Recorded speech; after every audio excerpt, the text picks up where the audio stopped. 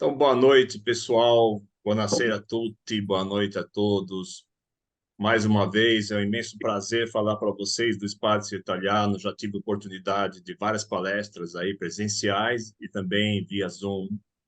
E sempre adorei falar para vocês, porque é uma escola na vanguarda, vamos dizer assim, das escolas de italiano do Brasil, porque divulga não apenas a língua, mas, sobretudo, a cultura.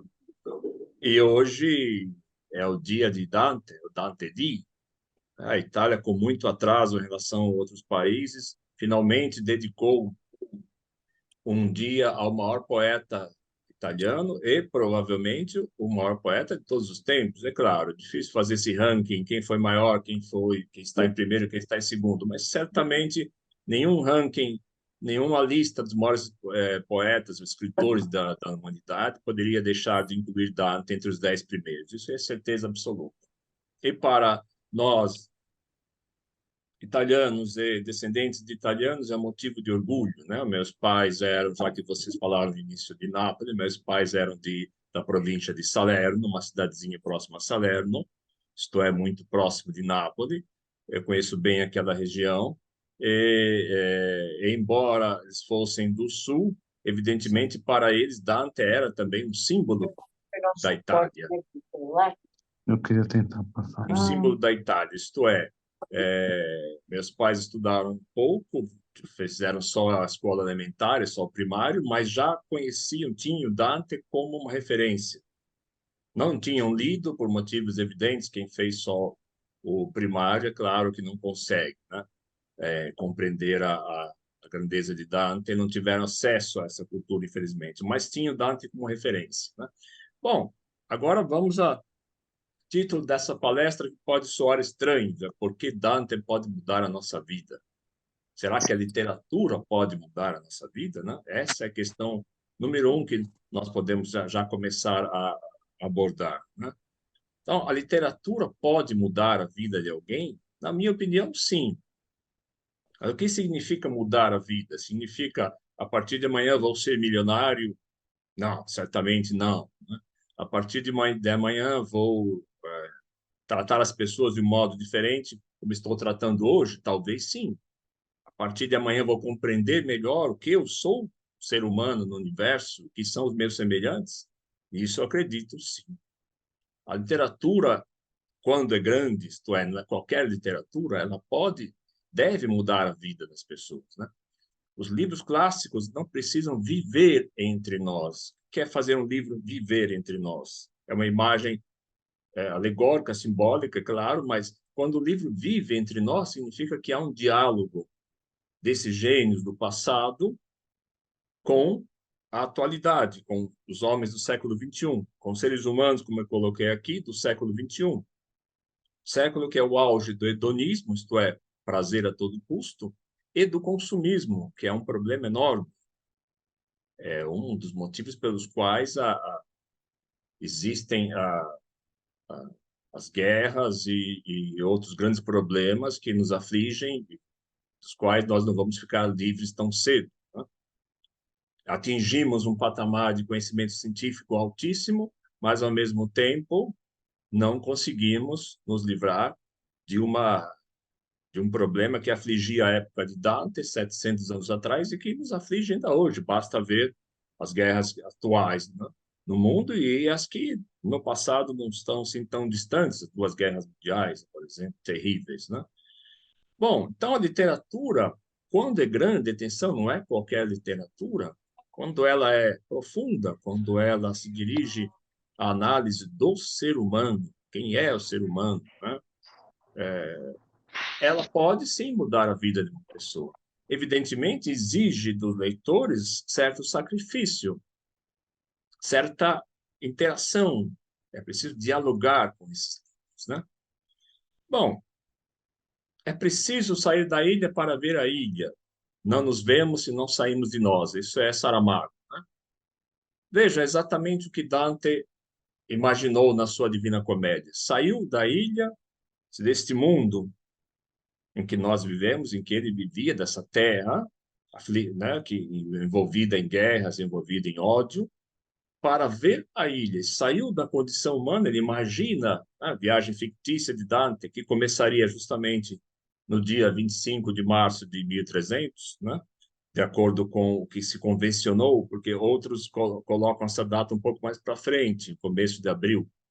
De qualquer maneira, convencionou-se, por isso que nós estamos comemorando hoje o Dante Di, que o início da viagem na Divina Comédia, do qual vou falar para vocês hoje, seria 25 de março de 1300. E, portanto, passou não muito tempo atrás, né, por ocasião dos 700 anos do nascimento de Dante, a ser festejado dia 25 de março, que seria a Sexta-feira Santa do ano 1300. É claro, são indicações que o próprio Dante nos dá. Né?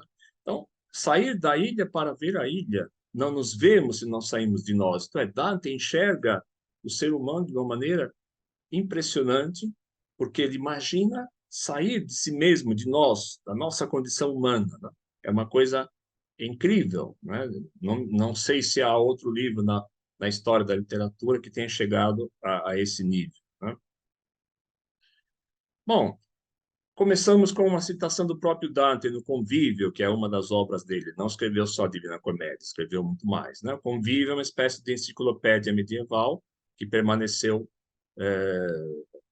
não conclusa, como se diz em italiano, não foi concluída. Né? Chi della ragione si parte e usa pur la parte sensitiva, não vive uomo, ma vive bestia. Ou seja, quem abdica do uso da razão e usa apenas a parte sensitiva, isto é, dá vazão apenas aos sentidos, não vive como homem, mas vive como animal. Veja, uma distinção que já fazia Aristóteles e que Dante retoma aqui, o que vão fazer mais para frente, por exemplo, Leonardo da Vinci e todos os humanistas geniais do século XIV, XV, XVI, principalmente XV e XVI. Né? Nós vamos ver o que Dante entende por uso da razão, se ela precisa ter limites ou não, né? Ou se não há limites para o conhecimento, para a razão. Né? Che cos'è l'aiola di Dante? Há um momento no Paraíso, nós vamos falar de todas as três cânticas, né? Mas no Paraíso, em que ele diz, contemplando a terra, ele está lá no Paraíso, contemplando a distância terra, ele diz, l'aiola che ci fa tanto feroci, o canto 22 do Paraíso. No canto 22 do Paraíso, ele está contemplando a terra e diz justamente que a terra é uma aiola, isto é um canteiro, uma coisa minúscula. Aiola, justamente, poderíamos traduzir com um pedaço de terra, um canteiro. Né? Apesar de tão minúsculo, nos transforma em feras. Acabamos de ver, né? Quem abdica da razão se torna animal. Fera selvagem. Né? Ele está se referindo, evidentemente, às guerras que assolavam a sua Toscana natal, sua Firenze natal naquela época, e que ainda hoje, enfim, assolam a humanidade, infelizmente. Né? Não nos livraremos dela tão cedo, porque justamente aquilo que poderia ser o poder transformador da literatura não chega a todos os homens, infelizmente. Né? Vamos falar disso bastante ao longo da palestra. La canzone di Bacco, bom, alguém pode dizer, mas esse professor enlouqueceu, porque começa falando de Dante e de repente está falando agora de Lorenzo de Medici, quase 200 anos depois. Não, eu vou falar para vocês da canção de Bacco justamente para tentar definir o que é a felicidade, como se obtém a felicidade, o que é felicidade, né? A canzone di Bacco famosissima diz: quanto è bella giovinezza che si fugge tuttavia, chi vuole essere lieto sia, di doman non c'è certezza. Lorenzo de Medici, 1490. Isto é, a juventude aqui está associada à felicidade, isto é, quem quiser ser feliz, que seja hoje, porque amanhã não temos certeza de nada. Amanhã a morte virá e tudo pode acabar. Né? Estamos sujeitos ao acaso, estamos sujeitos às guerras, às doenças e assim por diante, aos imprevistos. Né? Portanto, gozar a vida, o carpe diem, e na juventude, sobretudo, quando o homem e a mulher estão em plenas forças, vamos dizer assim, né? Esse é um conceito de felicidade. Em seguida, aqui temos Lucio Dalla, mais uma vez, o professor enlouqueceu, Lorenzo de Medici, agora Lucio Dalla, enfim, né? Um grande compositor, né? Morto há pouco tempo, a famosa música Felicità, né? A felicità su quale treno della notte viaggerai. Lo so che passerai, ma come sempre in fretta non ti fermi mai. Essa belíssima canção fala, mais uma vez, do conceito de felicidade, isto é, como se fosse passar pelo trem da noite, mas apressadamente não para, isto é, não alcançamos, não conseguimos alcançá-la, né? Então, veja, na anterior tínhamos um conceito de felicidade associado à juventude, que passa também, que dura pouco, né? Aqui temos o conceito de felicidade semelhante, isto é um trem, passa no trem da noite, viaja nesse trem, muito rápido, muito veloz, mas nunca para e nós não alcançamos. Então, enfim, o que é a felicidade? Nós vamos ver que Dante fala, com outros termos, é lógico, o tempo todo disso, né, na Divina Comédia. Isto é, a felicidade, antecipando um pouquinho o que nós vamos ver com Dante, ela não existe. Quando existe, ela é fugaz, ela é rápida. Mas é possível alcançar um equilíbrio, é necessário, aliás, é desejável que se alcance o equilíbrio. Então, a felicidade será associada, como nós vamos ver na Divina Comédia, ao equilíbrio. E o equilíbrio depende do conhecimento, da cultura, da verdadeira cultura, né? Daí a literatura que pode mudar a nossa vida. Vamos tentar justificar esse título que pode inicialmente parecer estranho, né? Bom, falando de Dante, então, que, como você sabe, nasceu em 1265, Firenze, né, Toscana, e morreu em 1321. Viveu 56 anos e 56 anos plenos, né, dedicados à cultura, à literatura, à reflexão sobre todos os aspectos que envolvem o ser humano, todos, simplesmente todos, uma coisa impressionante, né? Ele, evidentemente, não nasceu pobre, porque há sempre aqueles que questionam. Ele pôde pensar, ele pôde refletir, porque ele tinha o que comer, é lógico, é evidente. Mas ele não era rico, necessariamente. Ele era um pequeno nobre, que não precisou trabalhar para viver, embora tenha participado da política brevemente, mas que dedicou-se a quase nos presenteou com obras magníficas, né? Ele poderia ter dedicado a vida a não fazer absolutamente nada, como a maioria das pessoas, mas não. Ele se sentiu na obrigação, na missão, como nós vamos ver, como ele mesmo diz, de nos dar livros, entre os quais a obra-prima que é a Divina Comédia, que indicassem, que nos indicassem saídas que valiam para aquela época, que valem ainda hoje.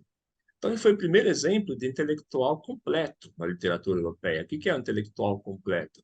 É aquele que dedica a vida à reflexão. Qualquer aspecto, aspectos científicos, aspectos meramente literários, filosóficos, tudo.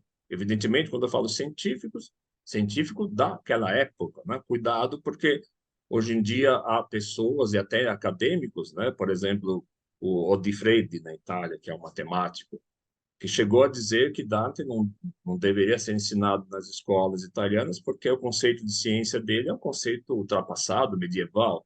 Isso é uma bobagem enorme, né? Enorme bobagem. Ele quis só chamar atenção para si mesmo. Isto é, o conhecimento científico que está na Divina Comédia, que é grande, evidentemente é limitado à época de Dante. Como é que ele poderia ser diferente, né?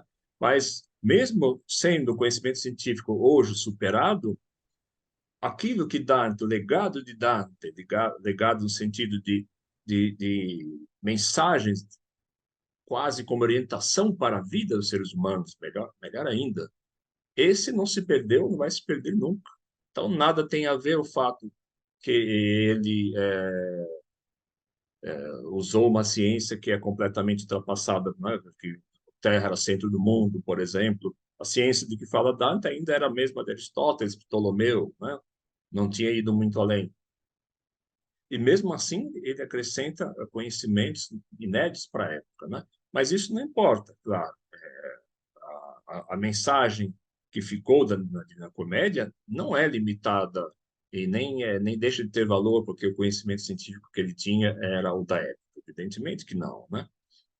Além da Vita Nuova, que é o primeiro livro juvenil, que narra os primeiros encontros com a Beatrice, ele escreveu obras enciclopédicas, como nós vimos, um pedaço Convívio. Um convívio há um pouco de tudo, há uma reflexão sobre Beatriz, a eterna musa, né? Há uma reflexão sobre a astronomia, sobre a astrologia também, há um pouco de tudo sobre Roma antiga, que há quase toda a obra de Dante, né? E escreveu também um tratado linguístico, o primeiro tratado linguístico europeu, não só italiano, em latim, De Vulgare Eloquentia. Escreveu em latim porque as obras filosóficas ainda eram escritas em latim, embora o Convívio seja escrito, por exemplo, em italiano, que já é uma coisa inédita para a época. E também o primeiro tratado político, antes de Maquiavel, né? Antes do Príncipe de Maquiavel, a Monarquia, de Monarquia, escrito também em latim. Né? E, é claro, como vocês sabem, a Divina Comédia, que é com certeza a obra-prima de Dante e uma das maiores de todos os tempos. Né? Bom, finalmente, o que é a Divina Comédia? Estamos chegando lá, né? A parte principal da nossa palestra. A Divina Comédia é uma obra em que as paixões humanas estão inteirinhas nela. Não há paixão humana que Dante não tenha tratado aqui. Embora ele fale em termos de pecado, termos cristãos, pecado, ele está falando, na verdade, daquilo que nos leva ao ódio ou ao amor também, no caso do paraíso, né? Que nos leva à intolerância, que nos leva à guerra, que nos leva aos problemas, ao inferno cotidiano que nós vivemos, né?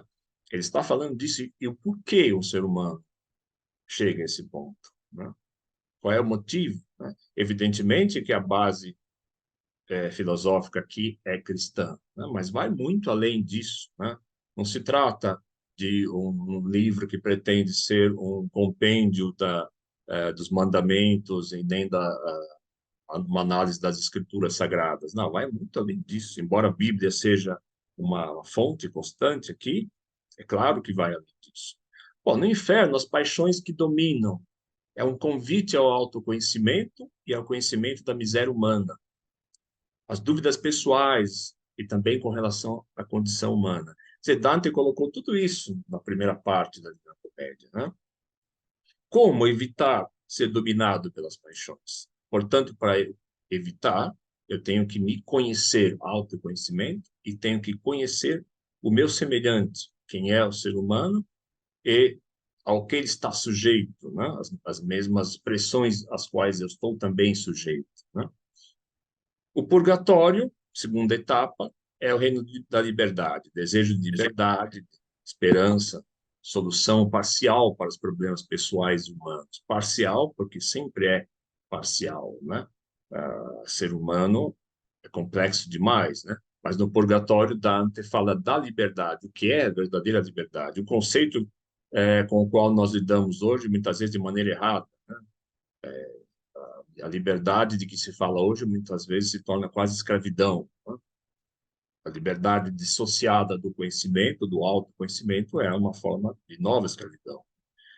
E no paraíso, ele fala da liberdade total. Então, aqui já não há nenhuma ligação com a terra, com o terreno. Uma coisa impressionante, conceber um reino, mundo, universo, em que não se tem ligação mais com a terra.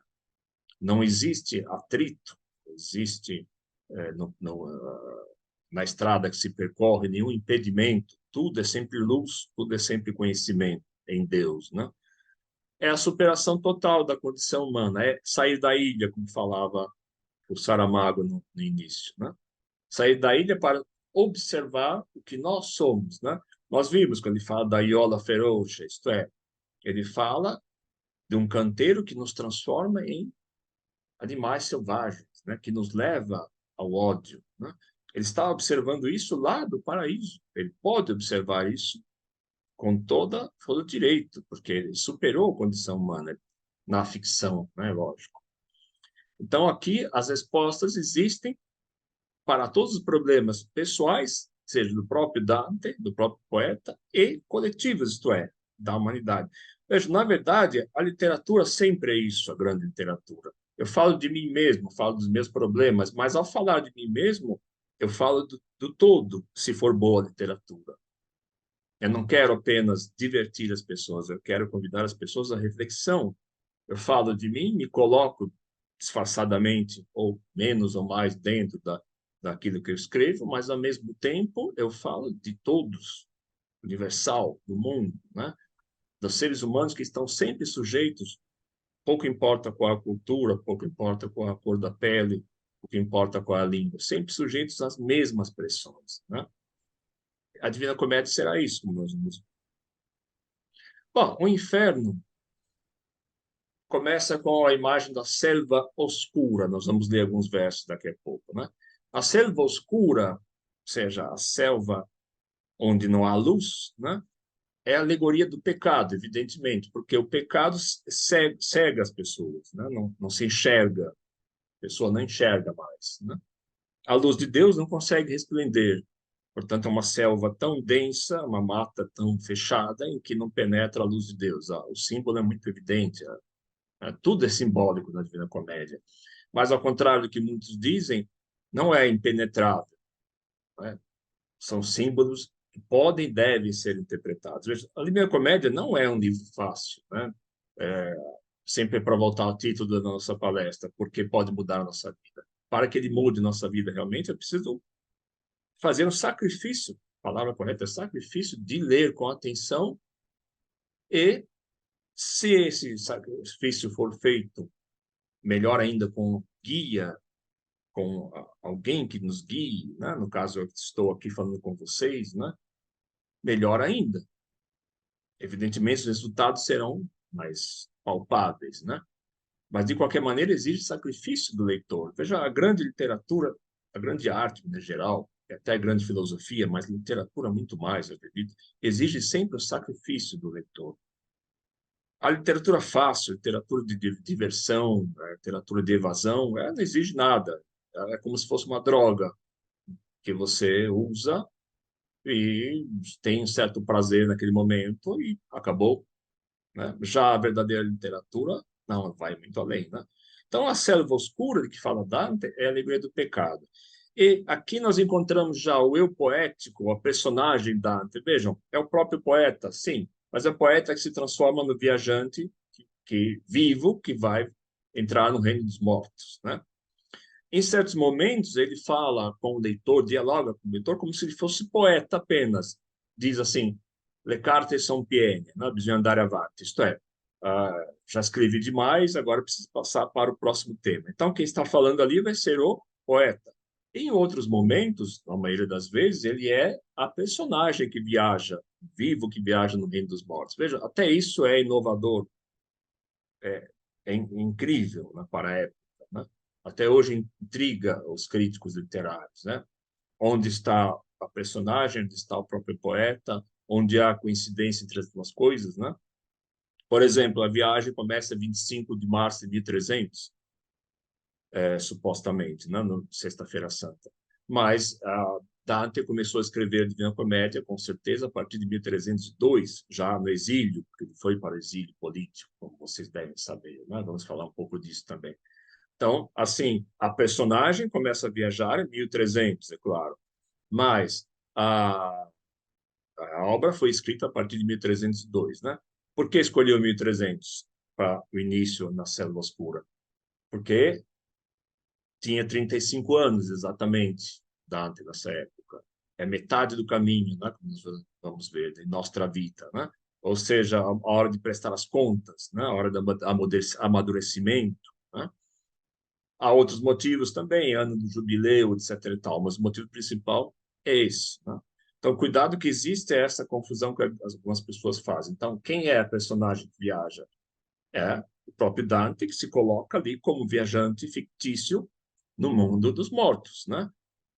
E muitas vezes, porém, ele revela o jogo, vamos dizer assim, e diz ao leitor, leitor, eu sou poeta, estou escrevendo, e continua a narrar, como sempre, né? Bom, então, esse eu poético está às voltas com a necessidade de salvação, da superação de um estado de pecado, ou de submetido e dominado pelas paixões, né? Então, veja, quando se fala pecado, nós podemos muito bem atualizar, fazer a obra viver, isso que significa, né? Como paixão, as paixões que nos arrebatam, né? Enfim, que nos levam ao ódio, que nos levam a cometer absurdos, a intolerância, tudo isso, vou falar sempre como se fosse paixão, né? Como superar esse estado? Já no primeiro canto nós temos isso.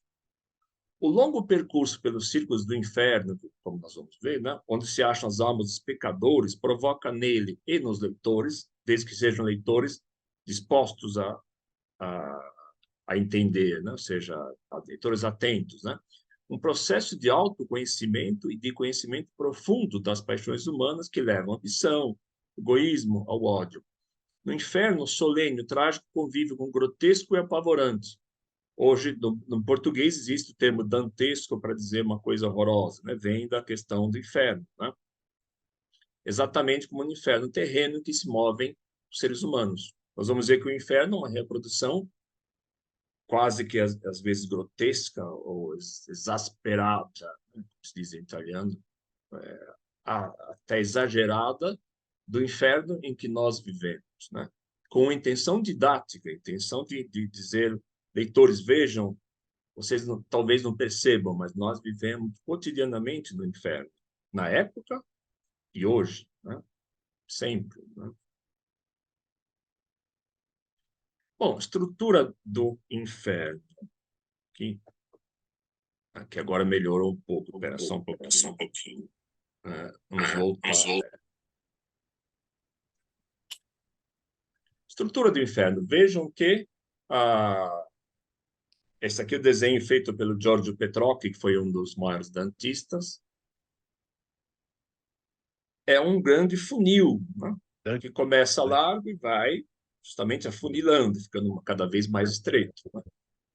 E no fundo, o fim desse funil, que seria no centro da Terra, vejam, concebido na época, né? Na época só se achava que o hemisfério norte existisse, o hemisfério sul era o hemisfério das águas, não era habitado, né? No centro da Terra estaria Lúcifer, próprio diabo, que suporta nos ombros todo esse mundo infernal, né? Aqui nós estamos na selva, que é o início da viagem, e Dante vai, guiado por Virgílio, como nós vamos ver, percorrer cada círculo que está destinado a cada tipo de pecado. Evidentemente, a divisão dos 7 pecados capitais aqui também existe, mas Dante acrescenta muito mais sutilezas, né? Por exemplo, nós temos luxuriosos, gulosos, avarentos e pródigos, mas depois temos já depois dos iracundos e pecados de assídia, assidiosos, preguiçosos, uma espécie de cidade chamada cidade de Dite, que é um outro nome para diabo, né? E logo em seguida, o círculo dos hereges. Evidentemente, já acrescentou bastante a divisão dos pecados, de que falava até o próprio Aristóteles, né? Dante usa Aristóteles até nessa divisão. E vejam, quando se fala no sincretismo entre o cristão e o pagão, Dante foi o primeiro exemplo, né? Ele usa abertamente e se apodera do conhecimento pagão, greco-romano, e o coloca aqui tranquilamente para conviver com o conhecimento cristão, né? Evidentemente, o conhecimento cristão estará acima do pagão, à medida que no paraíso, é claro, só se fala da teologia, da ciência de Deus, do Deus cristão, né? Mas em todo o resto se fala da mitologia greco-romana e de Aristóteles como o principal filósofo, né? Bom, essa viagem então maravilhosa por esse mundo de pecadores, é claro que ele vai encontrar todos os tipos de almas que representam o pecado e que estão associados a um castigo que vale pela eternidade, justamente porque eles estão ali para sempre, até o dia do juízo final, pelo menos, né? E os elementos que castigam são os elementos de que falava até Aristóteles, né? Fogo, água, enfim. Aqui também há rios de sangue, e assim por diante. Vento, fogo, água, todos esses elementos castigam. A cada pecado, tipo de pecado, corresponde um tipo de castigo, mais ou menos seguindo a lei do olho por olho, dente por dente, né? Então, por exemplo, nós vamos ver com mais calma depois, mas luxuriosos, luxúrias, sexo, portanto, se deixa arrastar pela paixão, né, pelo desejo carnal, estará associado a um castigo baseado numa tempestade de vento, um vento incessante que não deixa as almas quietas em um momento. Isto é, elas se deixaram arrastar, elas são arrastadas. Então, uma lei de Talião aqui, de olho por olho, dente por dente, que Dante usa, ele chama de contrapasso, né? A cada pecado corresponde um castigo, vamos dizer assim, associado, né? Bom, como começa, então, famosíssimos versos que nós não podemos deixar de ler, né? O primeiro canto, que ainda não é o canto da viagem pelo inferno, ainda nós estamos, Dante não está viajando, que é uma introdução, né? Ele está na selva escura e não começou ainda a viagem no reino infernal, que vai começar propriamente no canto 3, né? Nel mezzo del cammin di nostra vita mi ritrovai per una selva oscura che la diritta via era smarrita. Ai, quanto a dir qual era e cosa dura, esta selva selvaggia e aspra e forte che nel pensiero rinnova la paura. Maravilha. Só aqui nós temos um mundo já, né? Não é porque sou entusiasta de Dante e da Divina Comédia, é uma coisa incrível. Então vejam, nel mezzo del cammino, no meio da estrada, nossa vida como uma estrada, né, a ser percorrida, né? Me ritrovai, eu me encontrei nessa selva. Então, em 25 de março de 1300, eu comecei a viagem e estava dentro de uma selva onde não havia luz, não se via luz, né?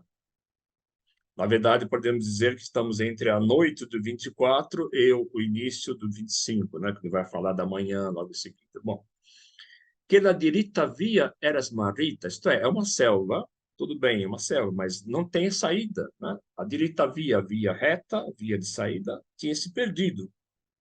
Não para todo sempre, porém, né? Há uma sutileza do verbo smarrire em italiano, que é perder, mas não perder definitivamente. Logo em seguida, a segunda terzina, porque toda a Divina Comédia, como você sabe, são versos em decassílabos e em tercetos, né? Terzine, como se diz em italiano, né? Rima A, B e assim por diante. Ai, quanto a dir qual era é cosa dura. Aqui já temos a primeira lição, quando eu disse no início, né? Pode mudar a nossa vida, né? Quando eu estou no meio de uma paixão, no meio do pecado, dizer para o outro, para o meu interlocutor, para quem me ouve, quando há alguém disposto a nos ouvir, né? Como eu entrei nesse pecado, nessa paixão, é uma coisa difícil. Quanto a dir qual era, é coisa dura. Esta selva selvaggia e áspera e forte. Veja, três adjetivos: selvaggia, áspera e forte. Isto é uma selva que não permite saída. Ela é difícil, é como se fosse uma grande amarra, uma prisão da qual não se sai tão forte.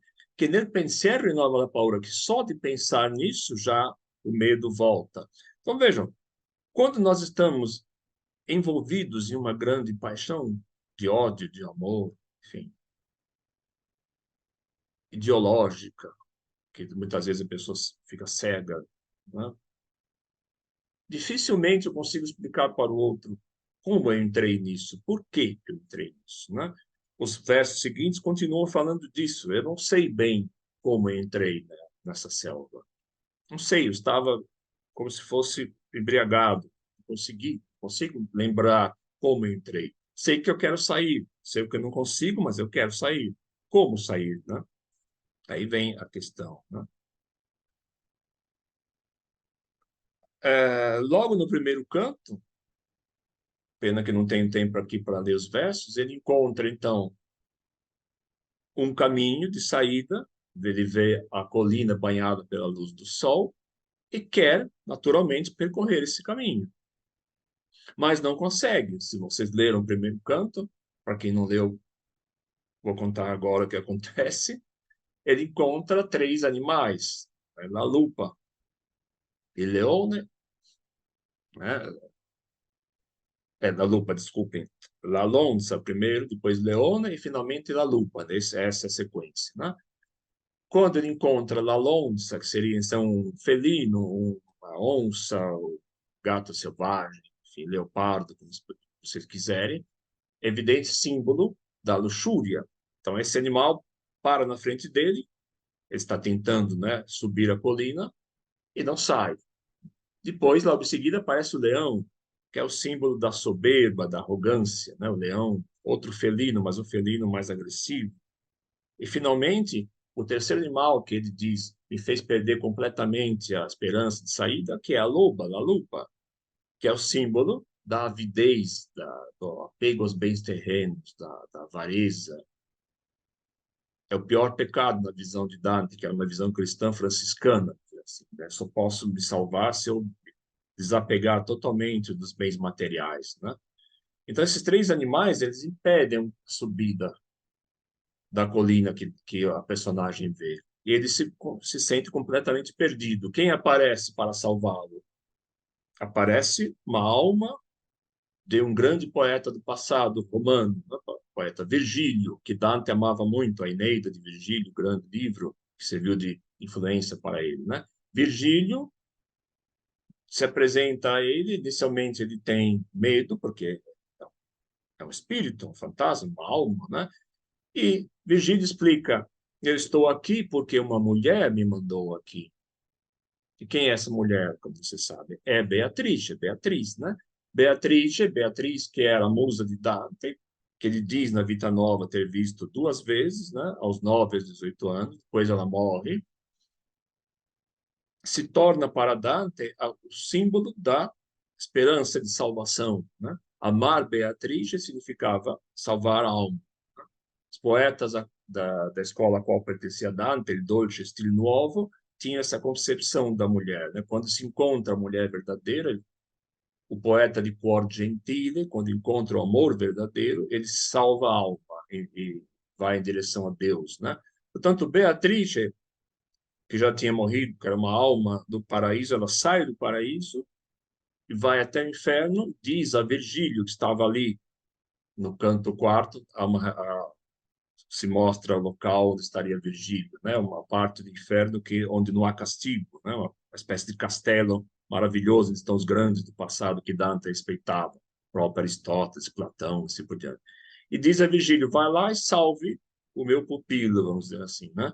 Salve o poeta que me amou enquanto eu estava viva, que tem que continuar a me amar agora que sou uma alma do paraíso, né? E Virgílio diz a Dante: então agora te conviene tenere altro viaggio, se vuoi campare di questo loco selvaggio. Isto é, se você quiser se salvar, sair da selva definitivamente, você tem que fazer outro tipo de viagem. E qual a viagem que Virgílio recomenda a Dante? É a viagem pelo inferno. Vejam, pode parecer paradoxal, não é? Eu tenho que conhecer o pecado, tenho que conhecer o que são as paixões humanas para que eu possa me livrar delas, para que eu possa encontrar o equilíbrio com ela. Felicidade é equilíbrio, né, que nós falamos, né? Para que eu possa ser feliz, isto é, para que eu possa ter equilíbrio, eu preciso saber conviver com essas paixões, libertar-me delas, se possível, né? E, portanto, eu tenho que ir lá no reino dos pecados, que é o reino das paixões, né? Profundamente conhecer todas essas paixões, né? É o objetivo do autor ao conceber essa viagem maravilhosa, né? E mostrar ao leitor quem são as almas que pecaram e por que pecaram. E com algumas ele vai, inclusive, conversar, que torna a coisa ainda mais maravilhosa, né? Bom, no canto número 2, o eu poético sofre uma espécie de pavor. Ele não é um super-herói. Ele pergunta a Virgílio por que eu fui escolhido, né? Eu não sou São Paulo, ele diz, né? Eu não sou Enéas, que na Eneida entra no reino dos mortos para conversar com o pai Anquises, né? A Eneida de Virgílio. E Virgílio responde: sabe por quê? Porque há uma mulher que quis que isso acontecesse. E há outras também, né? Raquel, Lucia, que estão rezando por você, mas essa mulher, essa Beatriz, quer que você se salve. É o único caminho de salvação é esse. Você vai ter que enfrentar a dor, enfrentar o sacrifício que é conhecer o mundo tenebroso, onde não há luz, né? Onde há grito, sangue, violência das almas do inferno. Veja que coisa maravilhosa, né? Virgílio aqui que se torna o símbolo da razão da verdadeira cultura humana. A verdadeira cultura não é simplesmente um desfilar de erudição, de citações, que infelizmente muitas vezes assola as academias do mundo inteiro, não só no Brasil. A verdadeira cultura é aquela que transforma, por isso mudar a nossa vida, título, mais uma vez estou justificando, né? A cultura que transforma é a cultura que cria raízes, né? Remete até à etimologia da palavra cultura, né? Que finca raízes, né? Não é simplesmente o da pessoa instruída, mas é da pessoa que vai além disso. Ela modifica seu modo de ver graças ao que ela leu, ao que ela vivenciou, né? E aqui a personagem vai começar então uma viagem maravilhosa, onde ela conhecerá todos os tipos de pecados, de paixões humanas, né? Bom, o Canto Quinto é um exemplo maravilhoso disso, onde Dante encontra os luxuriosos. E entre os luxuriosos, que há muitos, né? Ele cita, por exemplo, Cleópatra, Tristão e Isolda, essas almas de luxuriosos famosos da época, né? Que são famosos até hoje, né?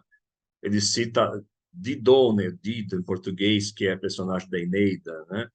Que se apaixona por Enéas, traindo, então, o marido que já tinha falecido, né?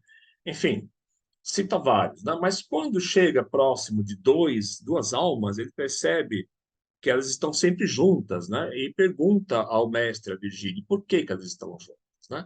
E essas almas são Francesca da Rimini e Paulo, que era seu cunhado. Então, são personagens históricas, né? Dante não conheceu, mas ouviu falar depois, porque Dante, quando ela se casou, a Francesca tinha só 10 anos, né? Ela era filha de Guido Minore da Polenta, casou-se em 1275 com Gianciotto Malatesta, que era senhor de Rimini. Francesca era de Ravenna, norte da Itália, né? Emília-Romagna, mas ela se chama Francesca da Rimini porque ela se casou com Gianciotto, que era esse senhor feudal, né? Esse Gianciotto se diz, foi um casamento combinado, ela não queria, e depois ela se apaixona pelo cunhado dela, que é Paulo. O marido conhece, sabe dessa paixão, se sente traído e mata os dois. Não, uma história verídica. Dante transforma essa história trágica em algo muito, muito superior, né? É uma lição de tolerância, né? Por que eu devo tolerar? Porque eu devo conhecer as razões dos outros, né? É uma coisa muito dificílima, pouca gente faz, quase nunca nós fazemos. Muitas vezes nós não queremos saber as razões do outro. É muito fácil condenar, a justiça condena, matou, mas é um assassino. Por quê? Né? O que o levou a isso? Não interessa muito a lei, é dura lei, né? Dura lex sed lex, isto condena e basta. Não, mas conhecer as razões do outro é uma coisa muito, muito importante. A intolerância existe justamente, o racismo, a intolerância, porque eu não quero conhecer as razões do outro. É mais fácil ser intolerante, ser racista. É mais cômodo do que fazer o sacrifício, entre aspas, aí sim, verdadeira cultura, conhecer as razões do outro, né? Bom, então no canto quinto, Dante dá voz a Francesca. Ele diz, quero conversar com você, né? Ela manifesta também vontade de conversar, né? Paula não fala, só ela fala. Paula chora apenas, mas ela fala. E permite que ela conte com detalhes a sua triste história de amor, que Gianciotto surpreendeu em flagrante adultério, como eu disse, e os matou, né? Então, deve ter acontecido entre 1283 e 1286, né?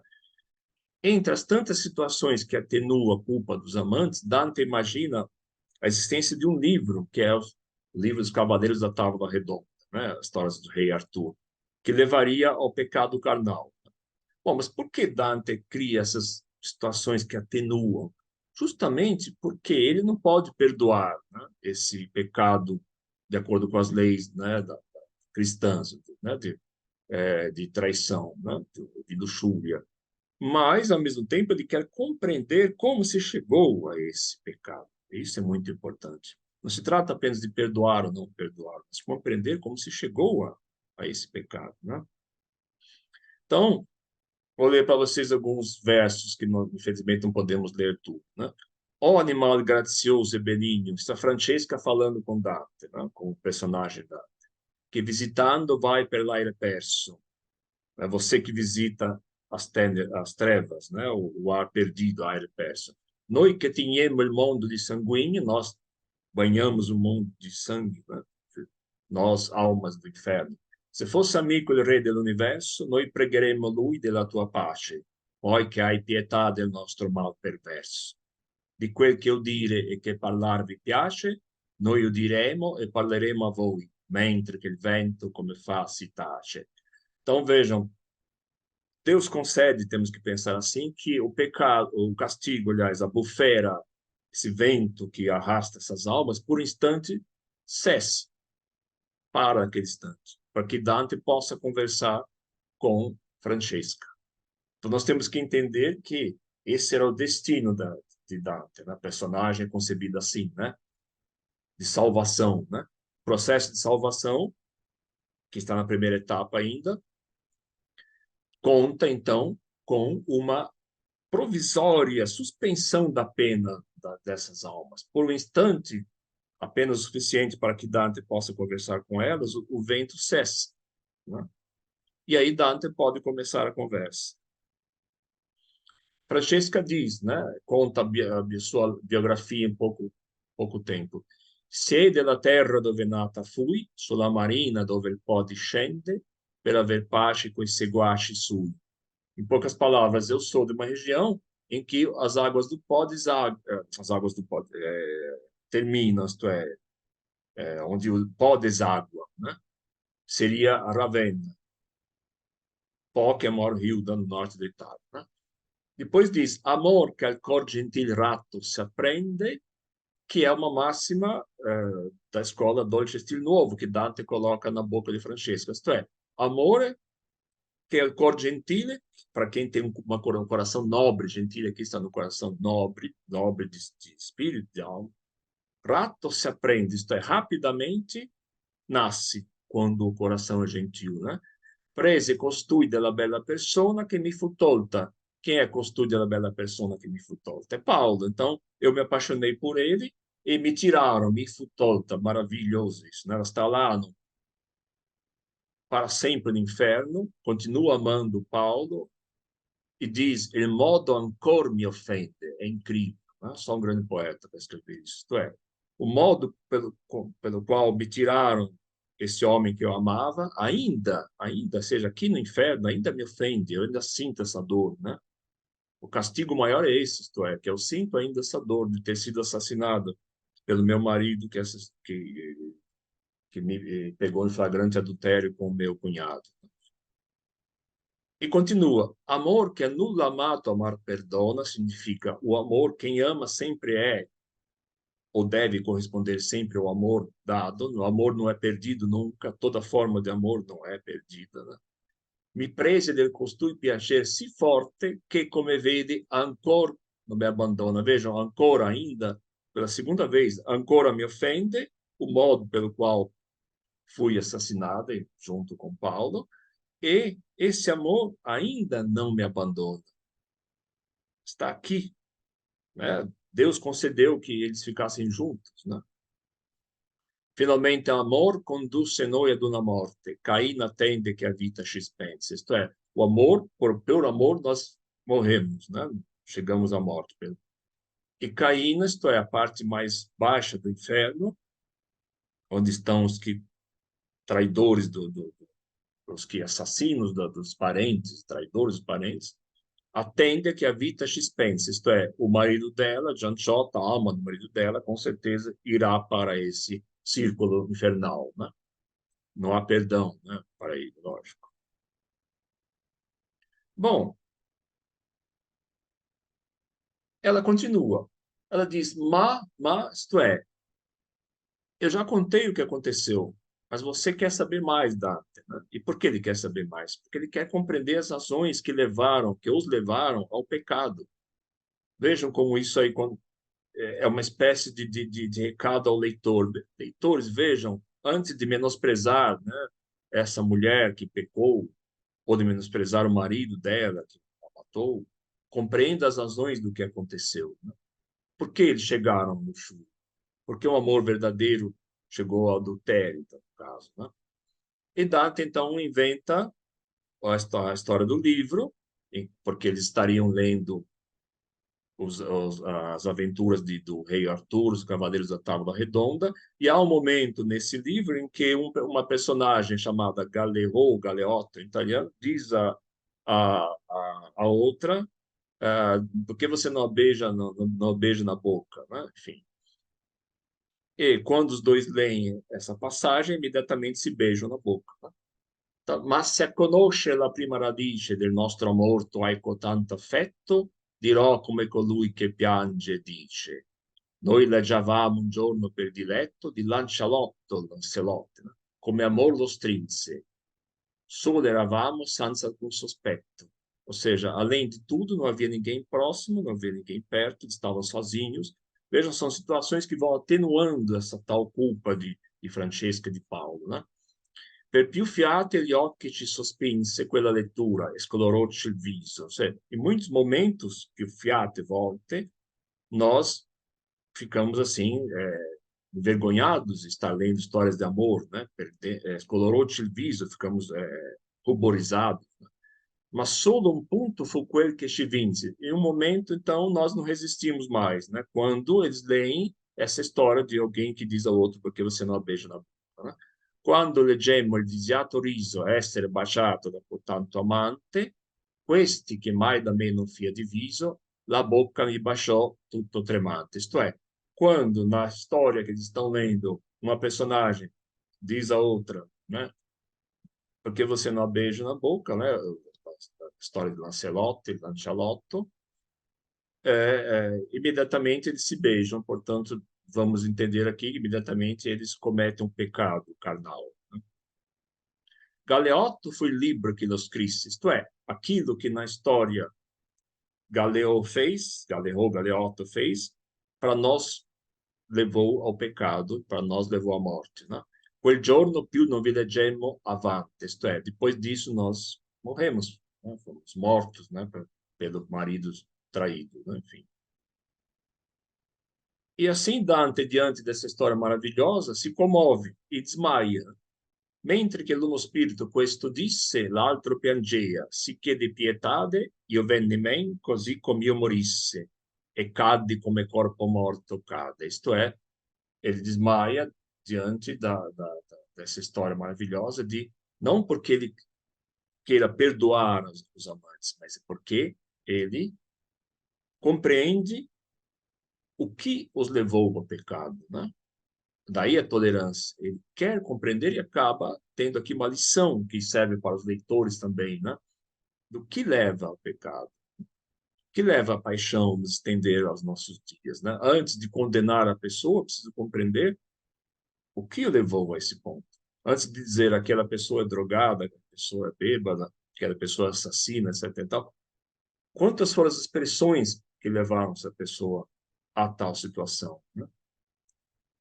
Isso é realmente ter uma cultura elevada, que é só uma obra como a Divina Comédia e outras mais, não é única, lógico, proporciona ao leitor. Né? Bom, outro canto maravilhoso que fala do conhecimento é o canto de Ulisses. Dante imagina o encontro nada mais nada menos com Ulisses de Homero, né? Ulisses de Diomedes, estão ali entre os conselheiros de fraude, isto é, Dante aproveita aquilo que se falava, que Ulisses era muito esperto, muito astuto, e então enganava as pessoas. O episódio do Cavalo de Troia, por exemplo, também é lembrado. Então ele coloca Ulisses, seu companheiro Diomedes, companheiro de aventuras, né? Entre esses conselheiros de fraude que são castigados. O castigo deles é singular, é interessantíssimo. Estão dentro de chamas. Essas chamas são errantes, né? São chamas. Eles usaram a luz de maneira errada, a luz da razão, né? Agora estão ali vagando nessa espécie de vale infernal, né? No canto anterior, Dante tinha visto os ladrões fiorentinos que se transformavam em serpentes, né? Então ele começa o canto com a famosa invectiva contra Florença, contra a cidade natal, né? Advertência e profecia da destruição final da cidade. Porque ele diz, eu me envergonho de ser florentino, ele diz, né? Porque no inferno estou vendo tantos compatriotas meus, né? Firenze, então, está condenada a ser destruída. Por quê? Porque era a época de transformação da cidade. Firenze era uma das cidades mais importantes da Europa na época. Estava acabando aquele mundo medieval fechado, estava entrando numa espécie de capitalismo mercantil, né? Firenze foi uma das primeiras cidades, a Toscana, a Firenze, a ter bancos que financiavam guerras e assim por diante. E, ao mesmo tempo, na época dele, a cidade vivia em conflito, né, entre dois partidos políticos, o Guelfi Bianchi e o Guelfi Neri, né? Por causa desse conflito, das interferências do Papa, Dante foi parar no exílio, como você sabe, né? Vou falar disso um pouco mais para frente. Mas, de qualquer maneira, a cidade vivia em constante guerra entre dois partidos. Havia um terceiro dos Ghibellini também. E essas guerras levavam a conflitos sangrentos, inclusive, né? Então, Dante aqui condena toda a sua cidade, todo um mundo, aliás, né, da sua época. Bom, retomando a narração, depois dessa invectiva, o poeta dá sinais ao leitor, divertindo para o que está por vir. Isto é, a personagem Dante rememora os instantes em que, por meio do relato da última viagem, a consequente morte de Ulisses, aprendeu que o conhecimento não pode vir dissociado da virtude. Nós vamos ver. O que acontece na Odisseia? Na Odisseia não há indicação de como Ulisses morreu, né? Apenas a Odisseia termina com o conhecimento que Ulisses volta para Ítaca, está velho e cansado, recupera a mulher, a casa, tudo que ele tinha, né? E termina assim. Dante imagina muito mais. Dante imagina a última usada viagem de Ulisses. Ele imagina que Ulisses não quer parar de viajar, né? E acaba convencendo os seus marinheiros, os seus companheiros, que era necessário continuar a viagem, e ele ultrapassa aquilo que na época dos gregos e também na época de Dante era impossível, o Estreito de Gibraltar, né? Porque além do Estreito de Gibraltar, haveria o hemisfério sul, que se acreditava naquela época que era coberto de águas, era proibido, né? Os mapas antigos representam o hemisfério sul até com monstros, para mostrar que era apenas coberto de águas e que era proibido aos navegantes. Mas Dante imagina que Ulisses, querendo conhecer muito, conhecendo mais do que na visão de Dante seria permitido, ele quer continuar a viagem em direção ao hemisfério sul e acaba encontrando nada mais nada menos a montanha do Purgatório, que na crença medieval estaria situada num ponto não preciso do hemisfério sul, né? É claro, para fazer isso, Dante coloca na boca de Ulisses palavras que são extraídas de nada mais nada menos que de Aristóteles, né? Da Ética Nicômaco. A crítica contemporânea tende a ressaltar que se trata de uma referência a Aristóteles, sim, mas ao aristotelismo radical, isto é, daqueles que queriam substituir quase a crença cristã por Aristóteles. Na época de Dante, isso existia. Guido Cavalcanti, o amigo, seria um desses. O próprio Dante se sentiu atraído por essa visão, né? De qualquer maneira, o fato de colocar na boca de Ulisses a palavras de Aristóteles é significativo, mas vamos ver por quê, né? Bom, quando Dante encontra Ulisses e Diomedes, por motivos ainda não muito claros, Virgílio diz: deixa que eu converse com eles. O motivo mais evidente, mas não é tão claro assim, há uma discordância entre os críticos, talvez porque o Virgílio fosse mais próximo do mundo de Ulisses, né? Alguns dizem que Dante não conhecia o grego, não creio que seja esse o problema. Virgílio, sendo um poeta da antiguidade, estaria muito mais próximo do mundo de Ulisses que Dante. Então, na verdade, quem conversa é Virgílio. Bom, Virgílio pergunta: o que aconteceu, né, Ulisses? E Ulisses responde aquilo que nós vimos, né? Continuou a viagem depois de ter voltado para Ítaca, e esses são os versos famosos, né? Em que ele estimula seus companheiros, seus marinheiros, a continuar essa viagem até chegar à morte, né? Ó frati, disse, che per 100 miglia perigli siete giunti all'Occidente, a questa tanto picciola vigilia dei nostri sensi che è del rimanente, non vogliate negar l'esperienza diretta al sol del mondo senza gente. Em poucas palavras, está dizendo, ó irmãos, irmãos, seus companheiros dele, os marinheiros, né? Nós chegamos Atravessamos 1000 perigos. Agora falta pouco para a morte. Estamos velhos. Eu estou velho. Eu, Ulisses, estou velho, cansado, né? Então, por que que vocês me negariam essa experiência maravilhosa de ir até o mundo sem gente, isto é, o hemisfério sul, né?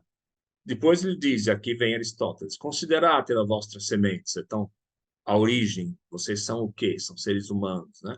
Fatti non foste a vivere come bruti, ma a perseguire virtute e conoscenza, que é exatamente o que está em Aristóteles e que Dante reproduz aqui, né? Ou seja, o ser humano não foi feito, vocês, marinheiros, e nós todos, para viver como animais selvagens, né? Lembra do início que eu falei para vocês, né? Laiola che ci fa tanto feroce, né? Ma perseguir virtute e conoscenza, cioè para ir atrás da virtude e do conhecimento. Uma coisa não pode ser dissociada da outra, a virtude do conhecimento, né? Bom, quando Virgílio, aliás, quando Ulisses diz isso aos seus companheiros, os marinheiros ficam animados, né? I miei compagni feci io sia guti con questa orazione picciola al cammino que appena poscia le avrei ritenute. Ou seja, eles ficaram tão estimulados a continuar a viagem que mesmo que eu quisesse detê-los seria possível, né? Agora, bastou usar essas palavras de Aristóteles, né? Bom, o final, eles chegam realmente, imagina Dante, à montanha do Purgatório. A montanha seria uma montanha gigantesca, né? O marinheiro experiente Ulisses nunca tinha visto uma montanha tão alta. Quando apparve na montagna, bruna per la distanza, e parve-me alta tanto quanto veduta non aveva alcuna. Cioè, nunca tinha visto uma montanha tão alta. Evidentemente, acaba aqui a viagem, né? Por quê? Porque Deus não pode permitir que se chegue, que um homem vivo chegue à montanha do purgatório, né? Então, nesse momento, há uma espécie de maremoto, redemoinho, que faz o navio de naufragar e todos eles morrem. Assim imagina Dante, final da viagem de Ulisses, né? Noi ci allegrammo, tosto tornò in pianto, che della nuova terra un turbo nacque e percorse del legno il primo canto. 3 volte il fe girar con tutte l'acque, alla quarta levar la poppa in suso e la prora ir in giù come altrui piacque, infin che il mar fu sopra noi richiuso. Isto é, altrui piacque significa Deus quis assim, né? Deus mandou esse redemoinho, esse maremoto, e fez o navio, o barco de Ulisses e seus companheiros naufragar, e assim eles morreram, né? Vejam que maravilha esse verso, noite alegramo, tosto tornou em pianto. Assim, no mesmo verso ele condensa duas sensações, né? A alegria de ter encontrado terra firme, todo marinheiro quer, né? Todo viajante quer, e ao mesmo tempo tosto tornou em pianto, logo se tornou pranto, né? Ou seja, choro. Por quê? Porque eles morreram, né? Bom, qual é o sentido? Por que Dante faz morrer a Ulisses na sua imaginação quando encontra a montanha do purgatório? A pergunta que Dante faz é: a aventura do conhecimento humano deve possuir limites? Que é uma questão atualíssima, né? Dante procurou responder a uma das questões em que se envolviam constantemente os teólogos da época.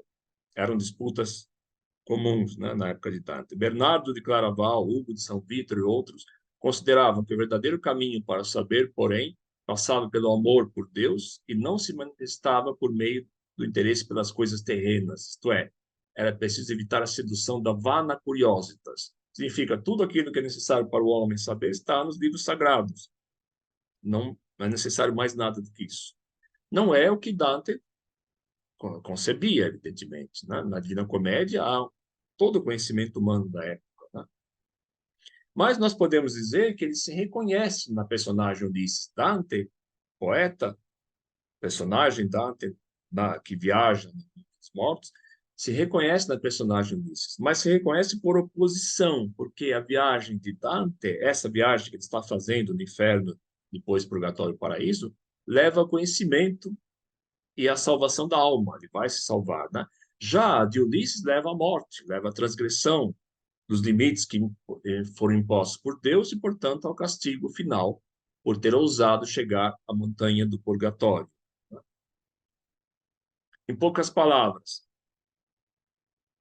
o limite deve existir na visão de Dante. O conhecimento é necessário, Eu preciso conhecer o mundo em que eu vivo. Evidentemente, hoje nós conhecemos muito mais sobre a natureza em geral que nos cerca, e sobre o corpo humano, por exemplo, tantas outras coisas que na época se conhecia, na época de Dante se conhecia, né? Mas quais são os limites que esse conhecimento deve ter, ou será que ele deve ter limites, né? Hoje se discute isso até com relação à genética, por exemplo, né? Até que ponto o homem deve conhecer a respeito desse assunto, né? Clonar seres, por exemplo, é ético ou não é ético, assim por diante. Mas não é só isso, é mais do que isso, isto é, o conhecimento que eu preciso ter, se for dissociado de uma ética, se for dissociado de uma ética que respeita o ser humano, ele não vale nada. E muitas vezes isso acontece até com a medicina atual, né? Não com toda ela, mas com uma parte dela, né? Que se torna comércio, que se torna, enfim, transformando o ser humano no objeto nas mãos, muitas vezes, né? De laboratórios, de médicos sem escrúpulos, né? Isto é, um conhecimento que acaba sendo inútil, até perigoso, né?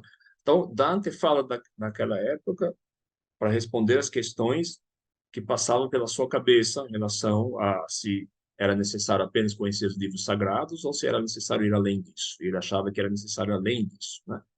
Mas, ao mesmo tempo, dialoga com a gente, com o ser humano do século XXI.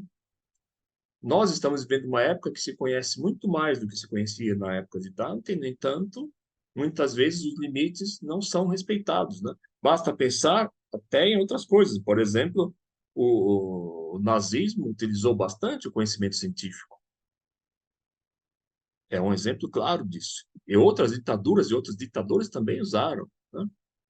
As armas são fruto do conhecimento científico. A bomba atômica foi fruto do conhecimento científico. Então, vejam, os tais limites foram ultrapassados e nós estamos vivendo uma situação que Dante condenava na época. Bom, no canto 33, 32, 33, nós temos outro maravilhoso encontro do poeta com a personagem que se chama Ugolino, Conte Ugolino, né?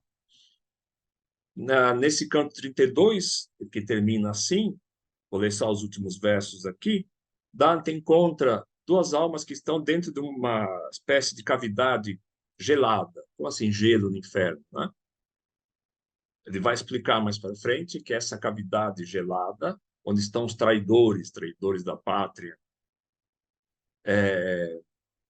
se torna gelada porque as asas de Lucífero, de Lúcifer, que é um enorme morcego, dizer assim, né, com três cabeças, com três faces, né, elas batendo, elas acabam gelando essa parte do inferno onde deveria haver fogo, né? É uma outra maravilhosa invenção das tantas que há no inferno de Dante. Eu poderia passar a noite inteira falando disso para vocês, pena que não há tempo, né? Ah,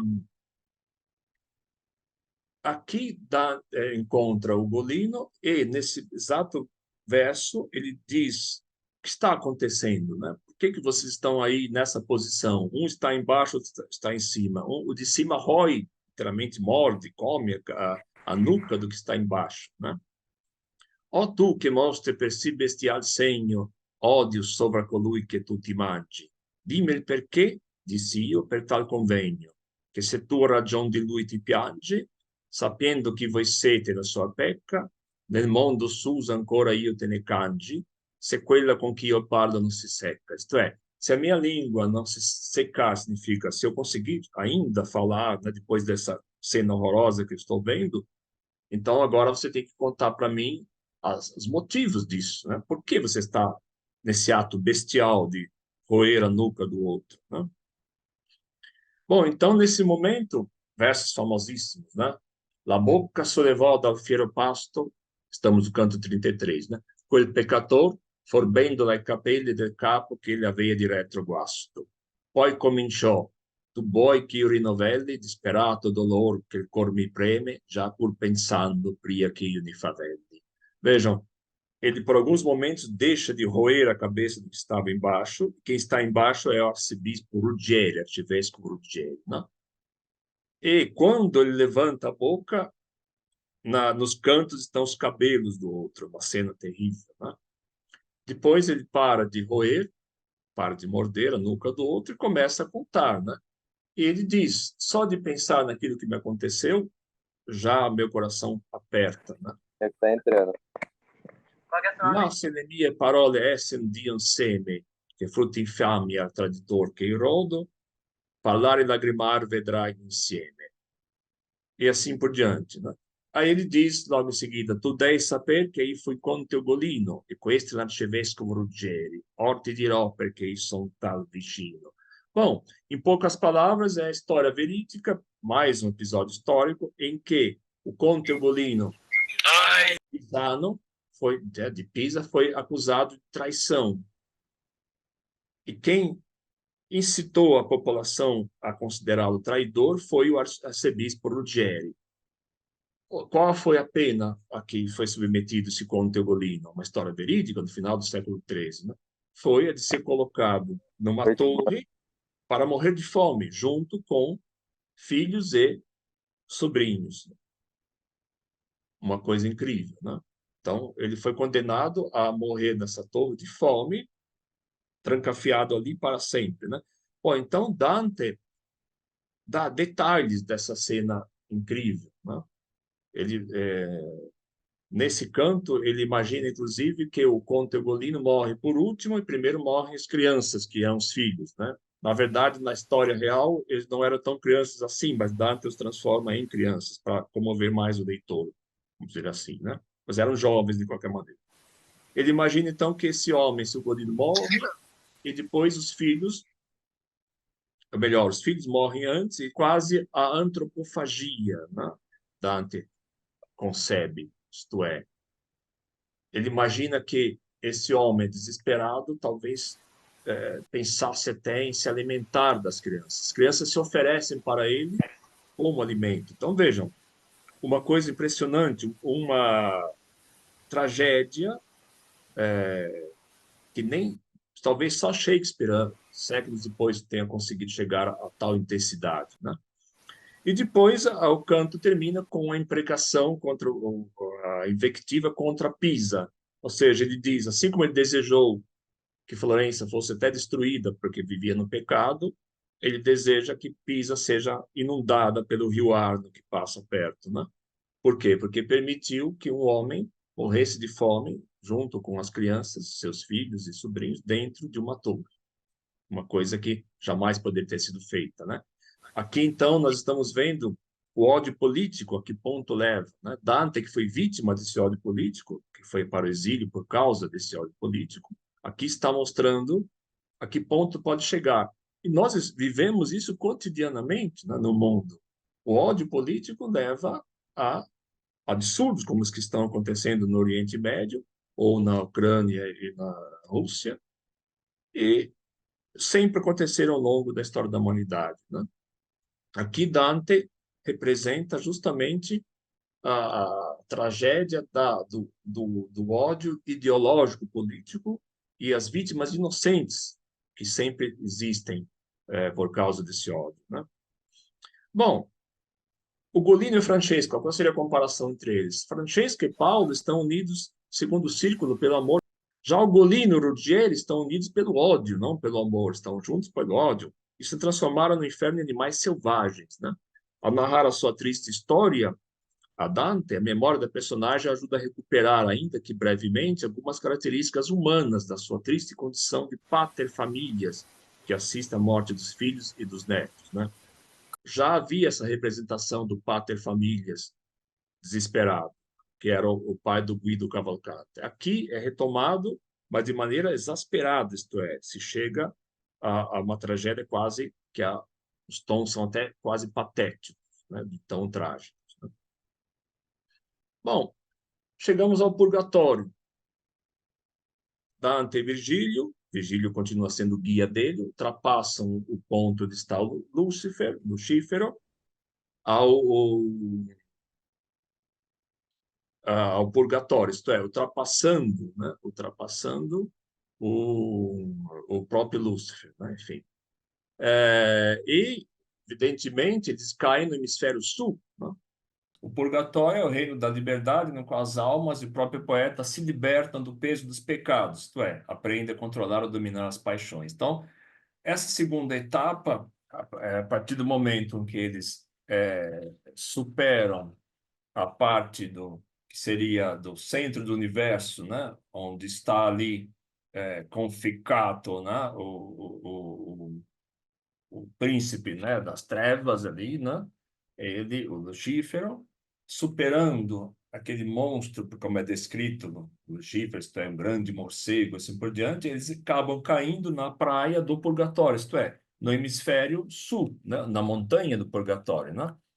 Bom, evidentemente, aqui a questão é outra, que nós estamos falando de um reino onde não há apenas castigo, aqui há a purgazione, isto é, a limpeza, né? As almas que se encontram aqui não devem apenas padecer os pecados, mas devem se purgar desses pecados, né? Então, os castigos ainda existem. E o processo é o contrário, né? Aqui se começa da parte mais baixa, onde há o pecado mais grave, para os pecados menos graves no topo, né? O contrário do inferno, né? Então não há só castigo, há limpeza, né? E para haver essa limpeza, essa purgação, é claro que as almas são submetidas não a castigos apenas, que também existem, então existe, por exemplo, a fumaça para onde estão os iracundos, né? Para dar um exemplo, né? Que não deixa ninguém ver nada, né? Há também orações, eles ouvem vozes, ouvem histórias de santos, devem rezar, e rezando eles conseguem se libertar desses pecados, né? E o próprio viajante, Dante, ainda acompanhado por Virgílio, pelo menos até certo ponto, até o topo da montanha do purgatório, ele também vai se libertando dos próprios pecados, né? Inclusive, há anjos, aqui já existem os guardiões dos Gironi, né? Não são mais, né, das cornichas do purgatório, não são mais diabos, mas evidentemente são anjos. Eles tiram da testa de Dante um P, ou seja, um pecado, à medida que ele vai subindo a montanha, né? Ele também se liberta dos pecados, que aqui são 7 pecados capitais, né? Há inicialmente, o antipurgatório, onde estariam as almas que ainda não merecem ir para o purgatório, por exemplo, príncipes negligentes, que não souberam governar, não fizeram nenhum bem, nenhum mal, né? No primeiro canto do purgatório, Dante e Virgílio encontram a alma de Catão, Catone, isto é, um grande jurista romano que se matou para não se submeter a César, né? Ou seja, ele, em nome da liberdade política, ele se matou. Catão aqui é uma espécie de guardião do purgatório. E já se discute nesse canto o significado verdadeiro e a diferença entre liberdade civil e liberdade espiritual, né? À medida que eles sobem girônica, que não são mais, então, círculos do inferno, que são corniche, cornijas da montanha, o personagem poeta é submetido a um processo de depuração que vai levá-lo à perfeição final no paraíso terrestre. Atenção, não o paraíso propriamente dito. Topo da montanha está o paraíso terrestre, ou seja, o Éden, que Adão e Eva conheceram e que depois perderam, né? Antes mesmo de flutuar em direção ao paraíso verdadeiro, então Dante vai conhecer o paraíso terrestre, né? Não mais acompanhado por Virgílio naquela ocasião, né? Então vejam um esquema do purgatório. Aqui nós temos a montanha, em 4 fileiras, que era onde estão as almas do antipurgatório, mortes comunicati, pigra pentirsi, morte de morte violenta e príncipe negligenti, depois a porta do purgatório e as cornijas. Vejam que no topo dela há o paraíso terrestre. Antes disso tem os gironi lussuriosi, ou luxuriosos, né? Isto é, exatamente o oposto do que havia no inferno. No inferno, nós começávamos do pecado menos grave e íamos descendo de acordo com o critério aristotélico, né? O critério aristotélico, que é o primeiro pecado de incontinência, ou seja, a pessoa que não resiste à paixão, no caso luxúria. Depois o pecado de violência, soberba. E, finalmente, os pecados ligados à mente, nas suas mais graves, né? De acordo com Aristóteles. E Dante retoma isso na concepção do inferno e também aqui na concepção do purgatório. Só que aqui é o contrário. Começa a porta do purgatório, vai subindo e até chegar ao pecado menos grave, que é o dos luxuosos, né? Bom, o purgatório tem um ápice, vamos dizer, o auge dele no canto 16º. Estão vendo, né, agora? Sim, né? Ó. No canto Sim. 16º, que é exata metade do purgatório, Dante coloca a sua concepção política, aquela que já estava no livro Monarquia, como eu disse a vocês no início, né?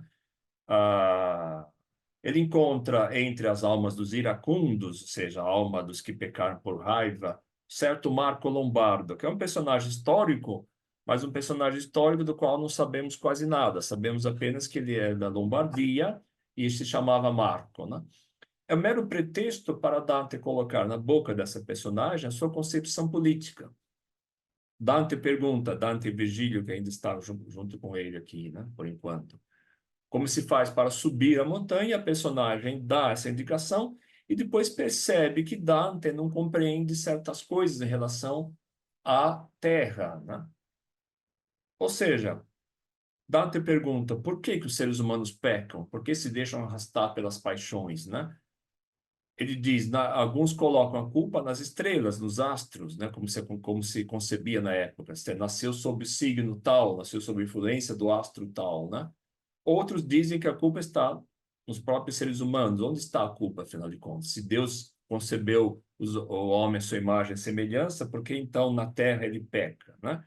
E o Marco Lombardo diz a ele que os astros podem ter até uma influência inicial, mas a culpa do inferno em que vivem os seres humanos na Terra é determinada pelas escolhas erradas que os seres humanos fazem e, vejam como isso é moderníssimo, que vale para os nossos tempos, a existência de guias erradas, guias falsas, né? No caso, seria na época o Papa e o Imperador, né? E não a aplicação das leis, né?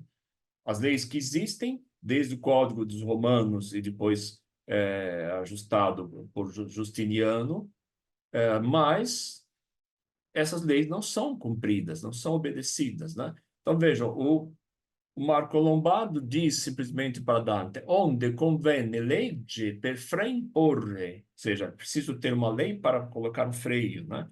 Convenne regge aver che discernesse della vera cittade almeno la torre, ou seja, uma imagem para dizer, é preciso um rei que saiba governar, isto é, que conheça a sua cidade, conheça o seu povo, né?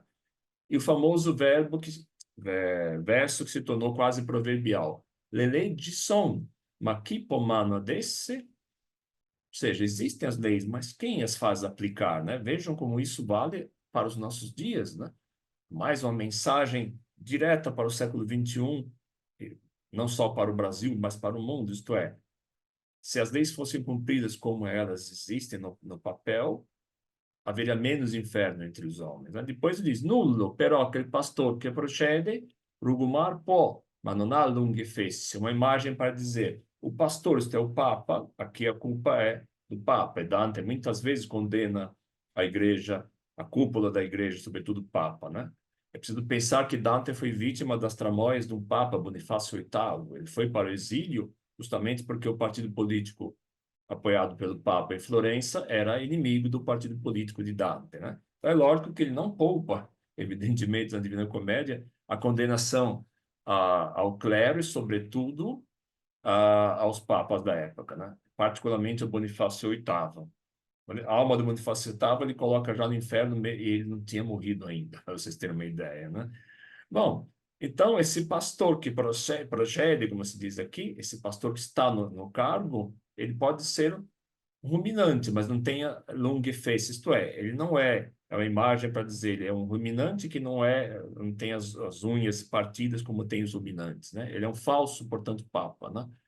Perché la gente che sua guida vede, ora quel ben fedire delle ghiotta, di quel se pasce e più oltre non chiede, isto é, as pessoas, la gente, o povo, que tende questo fedire, significa tender, né?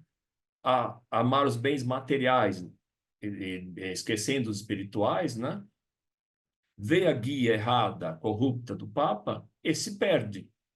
Se perde. De quel se pasce e più oltre não chiede. Se alimenta disso, dos bens materiais falsos, e não perde nada além disso, né? ben puoi vedere che la mala condotta è la cagione che il mondo ha fatto reo e non natura che in voi sia corrotta. Isto é, a verdadeira culpa não está nos astros, como se acreditava em boa parte na época, e até hoje, de certa maneira, alguns acreditam, mas está na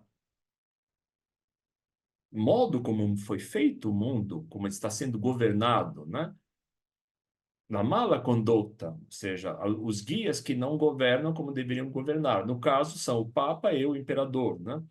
E dá um exemplo.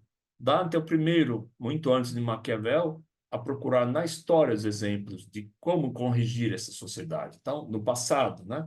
E fala de Roma, como se fala muitas vezes. Solleva Roma che il buon mondo feo, due soli aver, che l'una e l'altra strada facevano vedere, e del mondo e di Dio. Isto é, Roma, que mesmo inicialmente perseguindo os cristãos, na verdade estava na crença medieval, a qual acreditava Dante, claro, predestinada a ser cristã. Portanto, Roma é o exemplo em que se conviveram bem tanto o guia espiritual, o Papa, Roma cristã, lógico, e o imperador, né? Que o bom mundo feio, que fez o bom mundo, e tinha dois sóis, né? Duas soli a ver.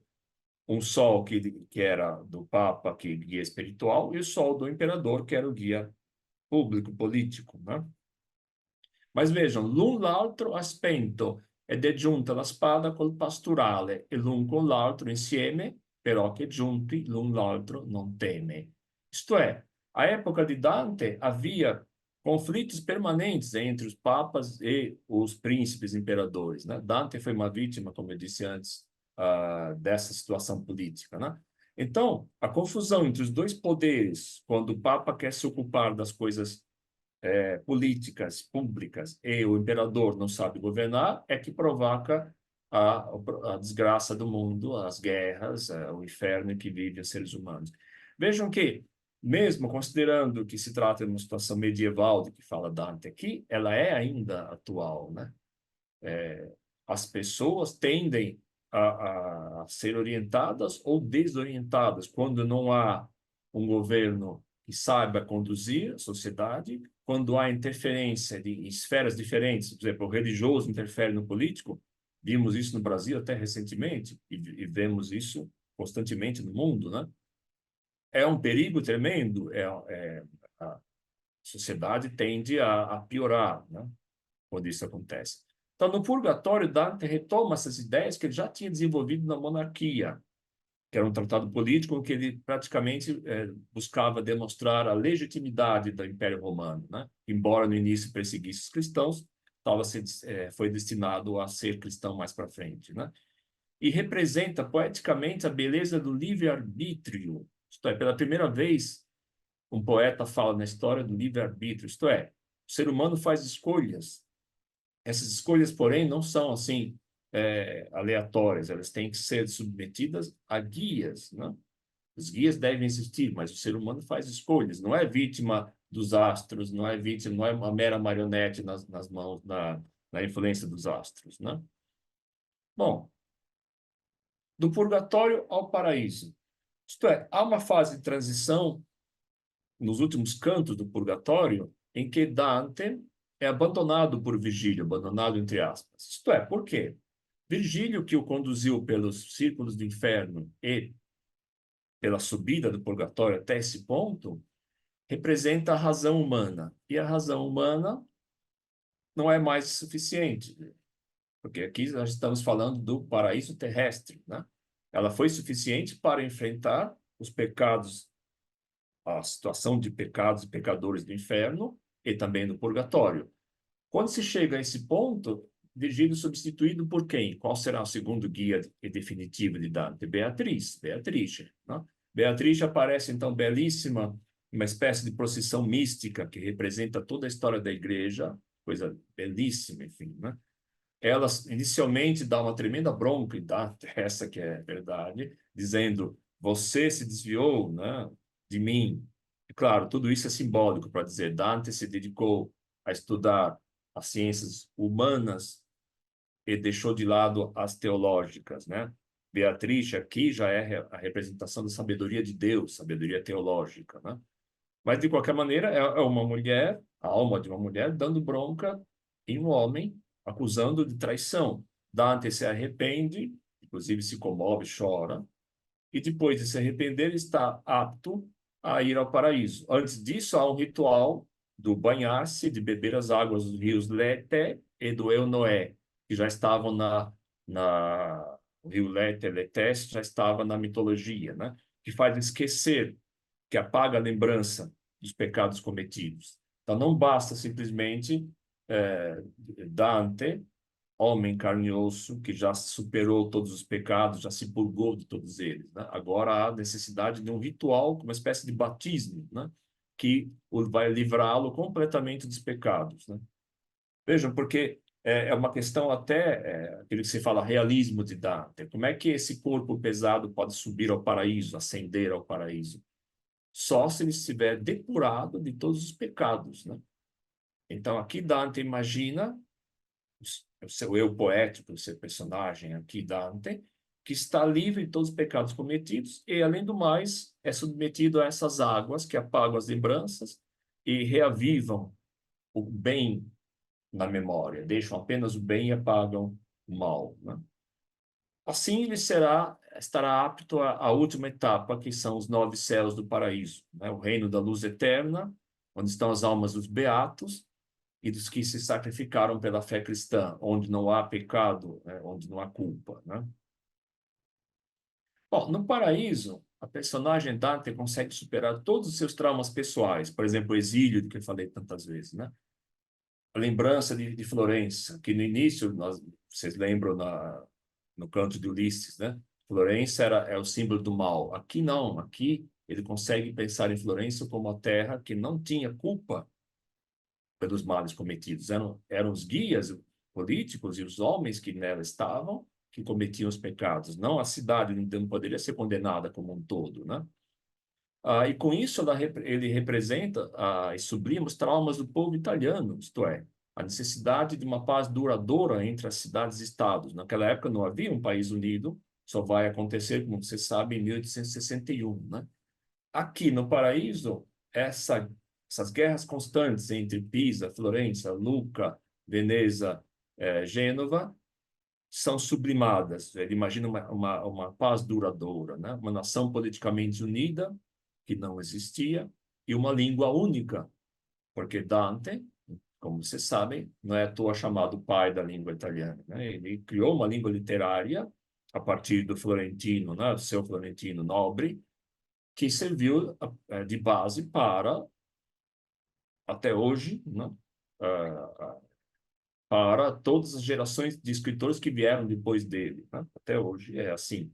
Claro, a língua falada ainda continuou se dividindo em dialetos locais, mas a língua literária foi uma conquista de Dante. Esse italiano de Dante passou a ser a referência, né? Como você sabe. Bom, esse é um esquema do paraíso que talvez não seja tão bem visível para vocês, porque é um pouco, vamos dizer assim, pequena imagem para os detalhes que ela contém, né? Mas dá para vocês perceberem que nós temos aqui as terras como centro do universo, como se acreditava na época, né? Aqui nós temos o hemisfério das águas, onde está a montanha do Purgatório, e o hemisfério nosso, do hemisfério do norte, aliás, onde estavam, se acreditava na época que eram os únicos habitantes da Terra, né? Do hemisfério norte, né? Depois, em volta dessa Terra, nós temos os 9 céus. Céu da Lua, céu de Mercúrio, Vênus, Sol, Marte, Júpiter, Saturno, né? Onde estão as almas dos beatos, de acordo com a inclinação do bem que elas fizeram. Aqui não há mais o mal, né? Então, por exemplo, no céu de Marte, Marte, deus da guerra, continua sendo usada a mitologia, estão as almas dos que se sacrificaram pela fé cristã. No céu, por exemplo, dos espíritos amantes estão aqueles que se dedicaram a amar e a propagar a fé cristã, e assim por diante, né? Aqui é uma invenção maravilhosa de Dante. Todas as almas estão ali próximas a Deus, né? elas se deslocam até o céu correspondente, de acordo com a inclinação do bem que fizeram na Terra, apenas para conversar com Dante. Então, ele vai encontrar almas que se deslocam até ele por feixes de luz, né? Uma coisa maravilhosa, né? Entre essas almas, uma das principais é São Francisco de Assis. Vejam, é uma coisa incrível, né? Dante não narra o encontro com São Francisco, né? São Francisco de Assis é descrito por São Tomás de Aquino. São Tomaso, e aqui nós estamos no correspondente ao Sol, né? Ou seja, aos espíritos sábios, né? Almas de sábios, né? São Tomás de Aquino conta a Dante a história de São Francisco. E no início desse canto 11º, há uma coisa maravilhosa que é, até com certo sarcasmo, Dante faz uma relação de todas as paixões falsas que levam os seres humanos às guerras, à violência, né? Ele diz: ó insensata cura dei mortali, quanto sono difettivi sillogismi, quei che ti fanno in basso batter l'ali. Veja, mortais insensatos, mortais que não usam a razão verdadeira, a cultura verdadeira, né? Quantos são pensamentos falsos, difetivi sillogismi, que te deixam ficar na terra? Vocês ficam na terra, as asas não sobem, não têm condições de subir, porque vocês amam só os bens materiais, as coisas materiais, né? E faz uma relação de tudo que leva o ser humano ao ódio, à violência. Chi dietro a iura, ou seja, quem atrás de coisas jurídicas apenas, que ad aforismi, ou seja, pensamentos vagos, se ne diva, e que seguendo o sacerdócio, e que regnar per forza per sofismi, quem reina como tirano ou por sofismas, e que rubare, que civil negócio, ou seja, uma redação de quase tudo que se faz na terra e que leva ao mal, né? Se affaticava, chi nel diletto della carne involtos, luxuriosos, quando da tutte queste cose sciolto, con Beatrice mi era assuso in cielo, portanto gloriosamente accolto. Isto é, o sarcasmo, entre aspas, está aqui, né? Eu estava no céu, próximo a Beatrice, enquanto vocês, pobres mortais, estão ali, perdendo tempo, né, com luxúria, com roubos, com poder político e assim por diante, né? Bom, e logo em seguida ele passa a descrever, então, a história de São Francisco de Assis. Quem conta essa história é justamente, como eu disse antes, São Tomás de Aquino. E o que São Tomás de Aquino conta? Pena que nós não temos tempo para ler os versos, né? Para Dante. São Tomás de Aquino, que era dominicano, conta a história do fundador dos franciscanos, que foi, claro, São Francisco de Assis, como se fosse alguém que teve uma missão na Terra. A missão que ele teve foi de ser o segundo Cristo, né? São Francisco é aqui descrito como o segundo Cristo, né? Se usa, inclusive, a imagem do Sol de Oriente, que no caso seria Cristo, né? Então, aqui Dante mostra ao leitor a missão de que vai se falar mais para frente dele mesmo, da sua própria missão, que São Francisco teve na Terra. E por que colocou São Tomás para contar essa missão? Porque São Tomás era de outra ordem, era dominicano, e essas ordens viviam em conflito naquela época. Aqui se imagina uma harmonia que na época não existia, né? Bom, e no canto 17º, que para a nossa palestra é fundamental, Dante encontra a alma do seu antepassado, chamado Cacciaguida, né? Cacciaguida morreu combatendo nas cruzadas. Ele era antepassado, ele era o tataravô de Dante. Então ele imagina um encontro com seu tataravô, que já é emocionante até pela concepção, né? Assim, esse tataravô diz a ele que Florença era uma cidade pobre na época dele, 3 séculos antes de Dante, mas era uma cidade que vivia em paz, ou seja, era pequena, sóbria e pudica, ele usa essas palavras, né? E depois diz mais, resolve a questão do exílio de Dante. Como resolve, né? Que é o trauma pessoal. Diz, por que do exílio? Ao longo da Divina Comédia, no inferno e também no purgatório, se discute muito isso, né? As almas que Dante encontra no inferno, algumas por exemplo, como Farinata de Liberti, que nós não vimos por falta de tempo, diz a Dante, você vai saber o que é o exílio, em termos negativos, né? Quase como se fosse uma maldição, né? Já aqui não, aqui Cacciaguida explica o exílio de Dante como a missão, veja, a missão de São Francesco, a missão de Dante. Qual seria essa missão? Veja que maravilha. Ele, Dante, terá que escrever um livro, e esse livro, nada mais nada menos, deverá ensinar aos seres humanos o caminho da salvação, o verdadeiro caminho da salvação. Bom, então, é claro, aqui Cacciaguida, por exemplo, nesses versos, logo em seguida, não, aqui, desculpe, diz, né? Giù per lo mondo senza fine amaro, que aqui é uma tradução que eu coloquei para facilitar, no mundo em perpétua dor se lida, e pelo monte de cui bel calcume, da montanha subindo excesso cume, gli occhi della mia donna mi levaram, isto é, Dante está dizendo, eu já fiz todo esse itinerário de viagem, né?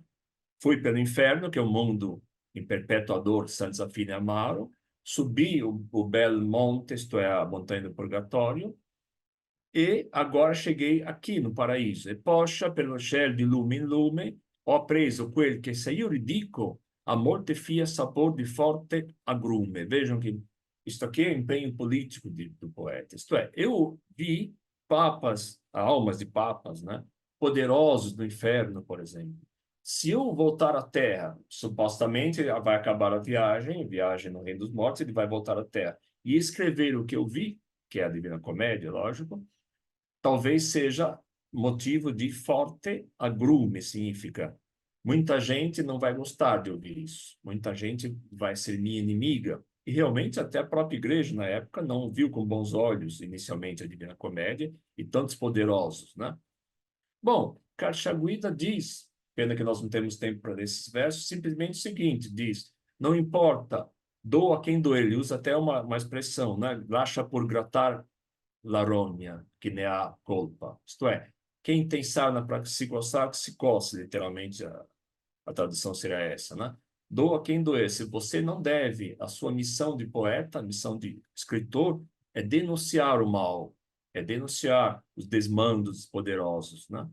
Então vejam, quando no início nós falamos como Dante pode mudar a nossa vida, isto é, aqui ele está dando uma lição não apenas aos escritores, aos que têm ofício de escritor, mas a todos que não devem se calar diante do mal, não devem se calar diante dos poderosos com os seus desmandos, né? Diante da corrupção da igreja na época, e que continuou por séculos e séculos, né? A missão do poeta, assim como São Francisco teve a missão de indicar novamente a estrada da salvação, como tinha já feito Cristo antes, é de indicar aos seres humanos qual é o caminho da verdade, sem que para isso seja necessário poupar as pessoas poderosas. Muito pelo contrário, elas deverão ser o principal alvo da poesia da Divina Comédia e da poesia verdadeira, né, da literatura verdadeira, né? Bom, agora, claro, vamos falar já do paraíso na parte final. Infelizmente, estamos caminhando para o final da nossa palestra, né? É pena que o tempo é muito escasso, porque falar da Divina Comédia nós podemos ficar aqui a noite inteira, né? Bom, é claro que, caminhando pelos feixes de luz que separam os vários céus do paraíso, Dante chega ao dilema final. Qual é o dilema final? Descrever Deus, né? Ele diz ao leitor, será que serei capaz de descrever Deus, né? Evidentemente, isso é dificílimo. Alguns críticos, Dante, no fim, renuncia a descrever Deus. Na verdade, não. Ele descreve Deus da maneira dele. Nós vamos ver que Deus é descrito quase como se fosse o motor do universo. É quase como se fosse aquilo que determina o funcionamento da engrenagem que movimenta o universo. Não é descrito de uma maneira tão distante, vamos dizer assim. Evidentemente, claro, ele diz ao leitor toda hora, eu sou um ser humano, como eu faço para... Sou uma criatura, como é que eu faço para descrever o Criador, né? Então, nesse último e majestoso canto, que começa com oração à Virgem Maria, ele pede uma graça, né? uma espécie de bênção final, né? Para que ele possa ter a visão de Deus, né? Aparece São Bernardo, Bernardo de Claraval, que era um santo místico, que Dante conhecia, tinha lido o livro dele, e São Bernardo diz, prega, implora a Virgem Maria que conceda essa graça a Dante, a visão de Deus, né? Bom, Virgílio tinha desaparecido antes, nós vimos antes, né? No inferno e até certo ponto do purgatório. Beatriz, que representa a teologia, a sabedoria de Deus, Beatriz, foi ocupar o seu lugar que lhe cabe na rosa mística, que está no final, no topo dizer assim, do paraíso, junto a Deus, né? E São Bernardo, então, aqui funciona como uma espécie de terceiro, entre aspas, guia. Não é bem uma guia, mas funciona pedindo essa graça a Dante, né? Ele simboliza provavelmente o misticismo, o ardor contemplativo, porque é aquilo que não se pode explicar com a razão, né? Bom, terminada a oração que São Bernardo faz à Virgem Maria, chegou a hora de apresentar Deus aos leitores. Será possível, isto é? O poeta nos diz que a sua língua, as suas palavras não são suficientes. E para dar uma ideia da potência divina, ele utiliza várias imagens. A mais fantástica é a imagem do livro do universo. Incrível isso, que depois serviu de referência para os poetas posteriores, das outras gerações, né? Nesse livro do universo estaria escrito, um livro que se divide em muitos, milhares e milhares de volumes, toda a história da humanidade. O presente, o passado e o futuro, tudo que já aconteceu, tudo que está acontecendo e o que vai acontecer, estaria sendo escrito nesse livro, por Deus, né? Ele contém tudo. Então, é como se Dante dissesse, até mesmo essa viagem que eu tive que fazer no mundo fictício, né? Claro. Tudo isso foi concebido por Deus, e foi concebido por Deus para que eu pudesse apresentar a verdade aos seres humanos, né? Tudo está ali. Então, ele vê, vejam que fantástico isso, a personagem vê num relance, sim, a história da humanidade inteira, o presente e o futuro. Uma coisa impressionante, né? Bom, e chega a hora de escrever finalmente Deus, né? Deus é descrito como a luz mais intensa do que todas as outras luzes já vistas, porque tudo é luz no paraíso, né? Ou então como uma espécie de imã, que com a potência do seu amor atrai na sua direção todos que não estão mais aterrados, isto é, os que não estão amarrados pelos bens falsos, são os bens terrenos, né? Ou estão atormentados pelos pecados ou pelas paixões, né? Claro que ele se libertou de todas elas, uma vez que chegou até o paraíso, né? Está numa condição, como nós vimos no início, saiu da ilha para poder se ver, né? Para representar metaforicamente a Santíssima Trindade, então o dogma da Santíssima Trindade, Pai, Filho e Espírito Santo, e a dúplice natureza de Cristo, que é homem, mas é Deus também, negando assim uma heresia da época chamada nestorianismo, que queria Cristo só como homem. O poeta recorre à geometria, vejam, recorre ao conhecimento humano, mas o conhecimento humano aplicado para conceber Deus, né? Quando não pode explicar o inexplicável, que é a Santíssima Trindade, ele se refere à quadratura do círculo, que era uma espécie de teorema medieval, que não tinha solução na época. Isto é, como construir um quadrado com a mesma área de um círculo, que na época não se concebia, seria possível, se acreditava, né? E finalmente chegamos à visão de Deus, que é uma luz intensa que arrasta e movimenta com seu amor todas as coisas do mundo. E até mesmo nesse instante da visão divina que lhe foi concedido, o poeta utiliza uma imagem emprestada pela ciência humana. A intensa iluminação divina, ela passa, porque é como se fosse uma relâmpago violento sobre ele, né? E a sua memória consegue lembrar-se dela, apesar de tudo, senão não teria escrito a Divina Comédia, né? Mas o momento foi vivenciado rapidamente, naturalmente, como se fosse uma roda que gira em volta do seu eixo, quando impelida por uma força qualquer, uma lei da física, né? Então, você emprega até o final conhecimento humano, e aqui, principalmente, geometria e física da época, para conceber Deus, né? Vamos aos versos para concluir, então. Qual é a geometra que tutto s'affigge? per misurare lo cerchio non ritrova. Aqui eu coloquei uma tradução para vocês entenderem, para quem não conhece italiano, né? Que o espírito crucia para o círculo medir em vão procura, pensando quel princípio dele indige, princípio que ao seu fim mais conviria, tal era io a quella vista nova, assim eu ante a nova visão pura. Veder voleva come si convenne, vedere nell'ara come immagine umana, l'imago al cerchio e come vi si indova, o círculo se adapta ali perdura, que é a visão da Santíssima Trindade, né? Ma non erano da ciò le proprie penne, as asas minhas foram empresas insanas. Isto é, ele diz, até aqui eu cheguei, até aqui, modestamente, né? A minha mente, a minha fantasia, o meu conhecimento chegou. Mais do que isso eu não posso. Então vem a imagem da luz intensa, que seria a luz de Deus, né? Se non che la mia mente fu percossa, clareado a mente non mi houvesse, da un fulgore che in sua voglia venne. Fulgore, isto é, o fulgor, um relâmpago fortíssimo, que Deus quis, né? Sua voglia, vontade de Deus, né?